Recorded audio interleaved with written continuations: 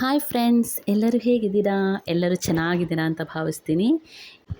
ಇವತ್ತು ನಾನು ನಿಮ್ಮ ಜೊತೆ ಒಂದು ಸ್ನ್ಯಾಕ್ಸ್ ರೆಸಿಪಿಯನ್ನು ಶೇರ್ ಮಾಡ್ಕೊಳ್ಳೋದಕ್ಕೆ ಬಂದಿದ್ದೀನಿ. ಬನ್ನಿ ಫ್ರೆಂಡ್ಸ್, ಅದನ್ನು ಹೇಗೆ ಮಾಡೋದು ಅಂತ ತೋರಿಸ್ಕೊಡ್ತೀನಿ. ಇಲ್ಲಿ ನೋಡಿ, ಇಲ್ಲಿ ಇವಾಗ ನಾನು 3 ಆಲೂಗಡ್ಡೆಯನ್ನು ತೊಗೊಂಡಿದ್ದೀನಿ. ಇದನ್ನು ಮೇಲ್ಗಡೆ ಇರುವಂಥ ಸಿಪ್ಪೆನೆಲ್ಲ ನೀಟಾಗಿ ತೆಗೆದು ಅದನ್ನು ಈ ಥರ ಕಡ್ಡಿಯಾಗಿ ಕಟ್ ಮಾಡ್ಕೋಬೇಕಾಗುತ್ತೆ. ಉದ್ದುದ್ದ ಕಡ್ಡಿ ಥರ ಕಟ್ ಮಾಡ್ಕೋಬೇಕಾಗುತ್ತೆ.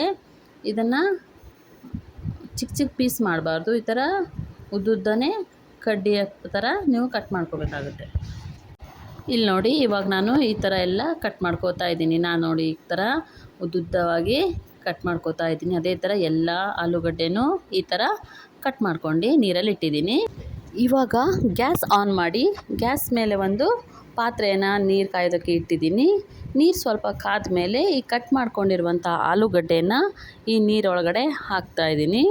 ಪೂರ್ತಿ ಆಲೂಗಡ್ಡೆನ ಈ ನೀರೊಳಗಡೆ ಹಾಕಿ ಇದಕ್ಕೆ ರುಚಿಗೆ ತಕ್ಕಷ್ಟು ಉಪ್ಪನ್ನು ಹಾಕಿ ಇದನ್ನು ಒಂದು ಸ್ವಲ್ಪ ಬೇಯಿಸ್ಕೋಬೇಕಾಗುತ್ತೆ. ಒಂದು ಅರ್ಧ ಭಾಗ ಇದು ಬೇಯಬೇಕಾಗುತ್ತೆ. ಸೊ ಇದನ್ನು ಒಂದು ಕುದಿ ಬರೋವರೆಗೆ ನಾನು ಇದನ್ನು ಬೇಯಿಸ್ಕೋತೀನಿ. ಇವಾಗ ಇದು ಒಂದು ಕುದಿ ಬಂದು ಒಂದು ಅರ್ಧ ಭಾಗ ಬೆಂದಿದೆ. ಸೊ ಇವಾಗ ನಾನು ಇದನ್ನು ಆಫ್ ಮಾಡಿ ಫ್ಯಾನ್ ಕೆಳಗಡೆ ಒಂದು ಬಟ್ಟೆಯನ್ನು ಹಾಸಿ ಆ ಬಟ್ಟೆ ಮೇಲ್ಗಡೆ ಒಂದು 2 ಮಿನಿಟ್ಸ್ ಆರೋದಕ್ಕೆ ಬಿಡ್ತೀನಿ. ಇದ್ರ ಮೇಲ್ಗಡೆ ಇರುವಂಥ ನೀರೆಲ್ಲ ಒಂದು ಸ್ವಲ್ಪ ಆರಬೇಕು. ಸೊ ಫ್ಯಾನ್ ಕೆಳಗಡೆನೇ ಒಣಸ್ಬೇಕಂತ ಏನಿಲ್ಲ. ನೀವು ಒಂದು ಒಣ ಬಟ್ಟೆಯಲ್ಲಿ ಇದನ್ನು ಸ್ಲೋ ಪ್ರೆಸ್ ಮಾಡಿದ್ರೂ ನಡೆಯುತ್ತೆ. ನಾನು ಈ ಥರ ಹರಡ್ತಿದ್ದೀನಿ. ಇಲ್ಲಿ ನೋಡಿ, ನಾನಿವಾಗ ಆಲ್ರೆಡಿ ಎಣ್ಣೆ ಕಾಯೋದಕ್ಕೆ ಇಟ್ಟಿದ್ದೀನಿ. ಈಗ ಈ ಆಲೂಗಡ್ಡೆಯನ್ನು ನಾನು ಎಣ್ಣೆ ಒಳಗಡೆ ಹಾಕ್ತಾಯಿದ್ದೀನಿ. ಇದೇ ಥರ ನೀವು ಎಲ್ಲ ಕಟ್ ಮಾಡಿರುವಂಥ ಆಲೂಗಡ್ಡೆನ ಒಂದೇ ಸಲನೂ ಹಾಕಿದ್ರೂ ನಡೆಯುತ್ತೆ. ಇಲ್ಲ ಸ್ವಲ್ಪ ಸ್ವಲ್ಪ ಹಾಕ್ತೀನಿ ಅಂತ ಅಂದರೂ ಸ್ವಲ್ಪ ಸ್ವಲ್ಪ ನೀವು ಹಾಕ್ಕೊಂಡು ಎಣ್ಣೆಯಲ್ಲಿ ಕರಿಬೋದು. ನಾನು ಇದನ್ನು ಪೂರ್ತಿ ಒಂದೇ ಸಲ ಎಣ್ಣೆಯಲ್ಲಿ ಹಾಕಿದ್ದೀನಿ. ಇವಾಗಿದು ಗೋಲ್ಡನ್ ಕಲರ್ ಬರೋವರೆಗೂ ಚೆನ್ನಾಗಿ ಬೇಯಿಸ್ಕೋಬೇಕಾಗುತ್ತೆ. ಸೊ ನಾನು ಇವಾಗ ಇದನ್ನು ಇಲ್ಲಿ ನೋಡಿ ಈ ಥರ ಚೆನ್ನಾಗಿ ಎಣ್ಣೆಯಲ್ಲಿ ಬೇಯಿಸ್ತಾ ಇದ್ದೀನಿ. ತುಂಬ ಟೇಸ್ಟಾಗಿರುತ್ತೆ ಫ್ರೆಂಡ್ಸ್.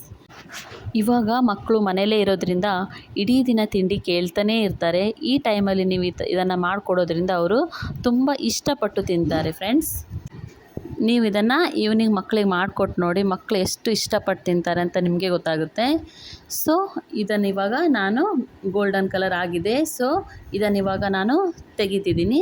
ಇದನ್ನೆಲ್ಲ ತೆಗೆದು ಇದಕ್ಕೆ ಮೇಲ್ಗಡೆ ಸ್ವಲ್ಪ ಉಪ್ಪು ಮತ್ತು ಖಾರದ ಪೌಡ್ರನ್ನು ಮಿಕ್ಸ್ ಮಾಡಿ ಕೊಟ್ಟರೆ ಆಯಿತು. ಅದಕ್ಕೆ ಪಕ್ಕದಲ್ಲಿ ಸಾಸ್ ಇಟ್ಕೊಟ್ರಂತೂ ಮಕ್ಕಳು ತುಂಬಾ ಇಷ್ಟಪಟ್ಕೊಂಡು ತಿಂತಾರೆ. ಹಾಗೆ ಓಡಾಡ್ಕೊಂಡು ತಿಂದು ಎಲ್ಲನೂ ಖಾಲಿ ಮಾಡ್ತಾರೆ.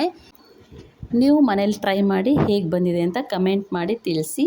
ಯಾರ್ಯಾರು ನನ್ನ ಚಾನೆಲ್ ನೋಡ್ತಿದ್ದೀರೋ ಪ್ಲೀಸ್ ಸಬ್ಸ್ಕ್ರೈಬ್ ಮಾಡಿ.